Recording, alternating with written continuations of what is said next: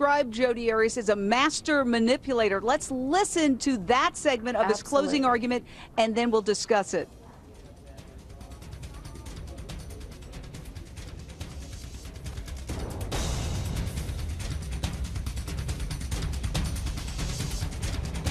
She's an individual who is manipulative, just an individual that manipulates people. This individual that attempted to manipulate you, this personality of manipulating the facts.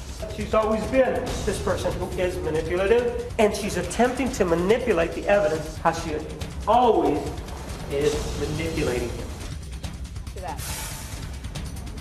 All right, and I'm here with Jordan Rose, Arizona attorney, and you've come from the cold and very shady booth out into the hot sun.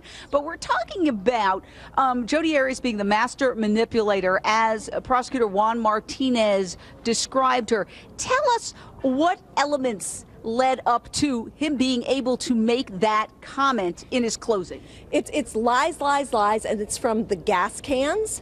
It's to the guns that were stolen from the grandma's house. I mean, what burglar steals the smallest gun? Makes no sense, 0 sense. To her lying to the doctor, the expert on the stand. I mean, it was a constant stream of just one lie after another. And he said, you have to actually select what you want to believe from this woman if you want to find her, you know, not guilty of first-degree murder. So why would you do that? Which things would you select, Jane? I mean, how could you possibly figure out which things are true and which things are false? You raise a really important point. Before we get carried away, because we've been down this road many times with many other trials. I covered not only O.J. Simpson trial, Michael Jackson trial, molestation trial, the Casey Anthony trial, where all the pundits said a conviction was going to come down, and they were all wrong. And in this case, for the defense to win, all they have to do is get anything less than murder 1. So murder 2 would be considered a victory. Manslaughter by sudden quarrel or heat of passion would be considered a victory. And the prosecutor addressed that very issue and almost really directly asked the jurors, reject the whole notion of manslaughter by sudden quarrel or heat of passion. Listen, and then we'll explain. She catches up to him and goes for the throat. If she really doesn't know what's going on and can't remember, why is she so directed at a place where she can certainly cause death? If she really didn't know what was going on, if it was just really passion, if it was just a heat of passion, then you wouldn't have a directed hit to somewhere that's going to kill. But she's not done with him yet. And again, the point here is that if this were a heat of passion, if this were a situation where somebody was just upset, it would be random all over the place. But this was a strike to kill, right at the neck. So this is so crucial because the prosecution has to prove premeditation, essentially, to have a victory that it wants. I mean, we all know Jodi Arias killed Travis Alexander after telling 2 lies. First that she wasn't there, then that some masked ninjas did it. She finally admitted she killed him but said it was self-defense. But then the defense attorneys got in, well, maybe they can decide that it's manslaughter by sudden quarrel or heat of passion, which would have to be provoked.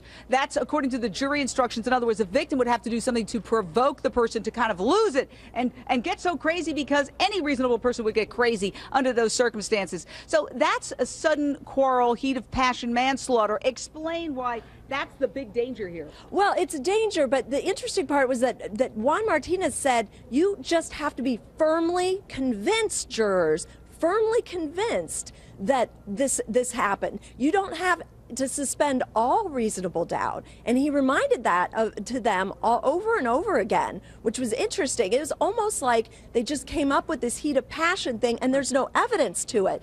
And they repeatedly and I want to bring in the rest of our panel, Fred Teesey, Anahita Sedegatfar. Let's debate it. Is there a chance for manslaughter by sudden quarrel or heat of passion, starting with Fred Teesey? No, there's not. And I'll tell you why, Jane, because Jodi Arias is driving her defense. She's not trying to get manslaughter. She's trying to get acquitted. And in so doing, she is going to step on the rake. That's the problem. She's trying to walk away scot-free. If she wanted manslaughter, she'd have told a different story. And I guarantee you those two lawyers have told her she's making a big mistake. You'll see it in the files after she gets convicted. Anahita said it got far. Jane, I've said all along, I think the facts, if anything, support a heat of passion manslaughter killing.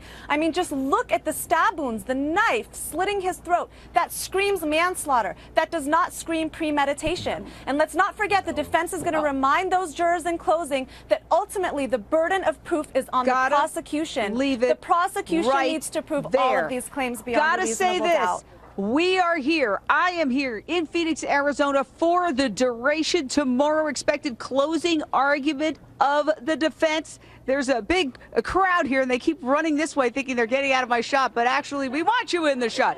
Okay, so we're going to be here for the duration. Keep it right here. The testimony. We